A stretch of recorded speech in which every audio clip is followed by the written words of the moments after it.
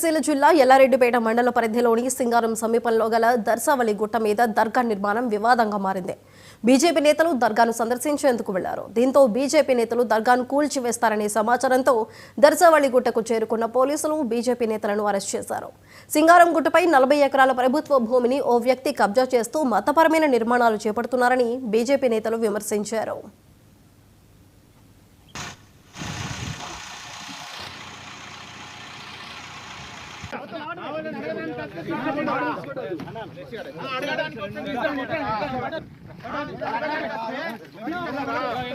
ఎకరాలు ఉంటుంది. మరి ఆ 40 ఎకరాలను గత 10-15 సంవత్సరాలుగా ఏరైతే ఒక వ్యక్తి అభివృద్ధి పదం చేస్తున్నా అని చెప్పి ఆ గుట్ట మీదకి రోడ్లు వేయడం, ఆ గుట్ట మీద బ్లాస్టింగులు చేయడం, ఆ గుట్ట మీద సమాధులను ఏర్పాటు చేయడం, అక్కడి నుండి ప్రజల అవసరమార్థమై కింద 1 ఎకరం భూమిని కబ్జా చేసుకొని ఆ భూమిలో వీళ్ళ కోసం నేను అభివృద్ధి పథకాలు చేస్తా అనుకుంటూ షెడ్లు వేయడం, దాన్ని ఆధీనంలోకి తీసుకునే ప్రయత్నం చేస్తున్నారు.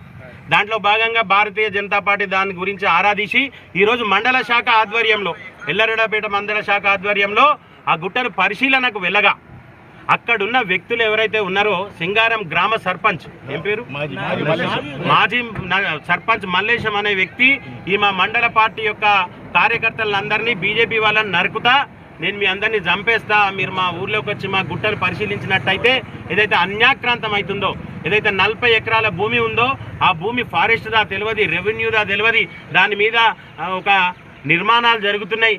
ఏ రకమైన నిర్మాణాలు జరుగుతున్నాయి?